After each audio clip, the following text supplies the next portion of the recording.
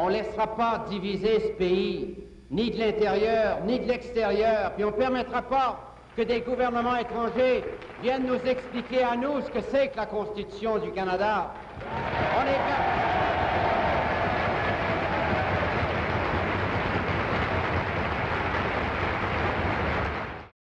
L'honorable Pierre-Éliott Trudeau, 15e premier ministre du Canada de 1968 à 1979 et de 1980 à 1984, ainsi que chef du Parti libéral du Canada pendant ces périodes. D'abord connu comme ministre de la Justice sous le gouvernement libéral de Lester B. Pearson, il était surtout connu pour avoir légalisé l'avortement et l'homosexualité. Sa phrase célèbre « L'État n'a rien à faire dans les chambres à coucher de la nation » restera marquée dans la mémoire collective.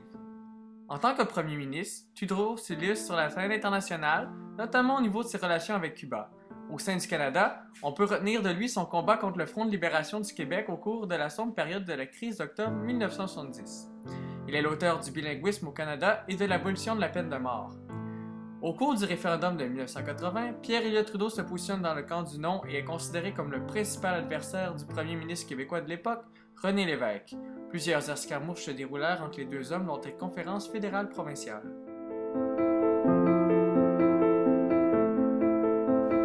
J'ai été même pris en otage. On a dit, si vous ne nous donnez pas ce qu'on veut, dites à votre chef qu'on vous garde ici. Alors, c'était M. Trudeau, et M. Trudeau n'était pas négociable là-dessus. Il a dit gardez-le, on n'ira pas le chercher ici, et puis on ne vous donnera pas ce que vous demandez. Bon, ne pensez pas à ça. Bon. Alors, après une journée, j'ai repris l'avion. Le 21 mai 1980, Trudeau déclara à la Chambre des communes qu'il allait rapatrier et renouveler la Constitution canadienne. Trudeau annonce son imminent retrait de la vie politique au début de l'année 1984. Cependant, il tend à s'accrocher au pouvoir qu'il lui reste. De plus, avant de quitter son poste de premier ministre, il nomme à plusieurs postes clés un grand nombre de libéraux fidèles à sa cause. Bon, maintenant, parlez-moi un peu de Trudeau et ses réalisations. Moi, je considère que je suis un des privilégiés, un des grands privilégiés d'avoir travaillé avec M. Trudeau. Parce que c'est sûr qu'il y en a des centaines, des milliers qui ont pu travailler ou qui l'ont côtoyé d'assez près. Mais des centaines et des milliers sur 35 millions de population au Canada, ça ne représente pas beaucoup de monde encore. Mais moi, j'ai travaillé très étroitement avec lui.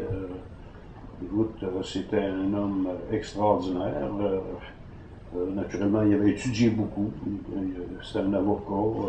Il a étudié dans toutes les universités aux États-Unis, en France, en Angleterre.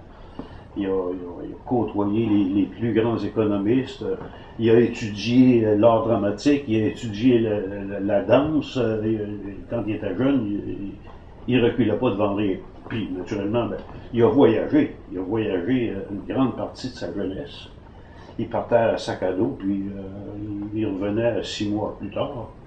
Et puis, il voyageait léger, comme on dit, des vieux jeans, puis il couchait à Belle Étoile souvent. Et puis, il est allé dans des pays communistes où est-ce qu'il s'est fait mettre en prison à certains endroits. Parce que, naturellement, il n'avait pas l'habitude de voir un gars libre puis libre penseur comme il était. Suite à l'élection du Parti québécois de René Lévesque, à la crise économique et au contrôle des salaires et des prix, le gouvernement de Pierre-Éliott Trudeau est défait par une faible marge face aux conservateurs de Joe Clark. Malgré les rumeurs qui courent, Trudeau s'accroche à son poste de chef du Parti libéral et renverse le gouvernement conservateur qui n'arrive pas à obtenir l'appui du NPD et du Crédit social. Il remporte avec une nouvelle majorité et retourne à la tête du Canada.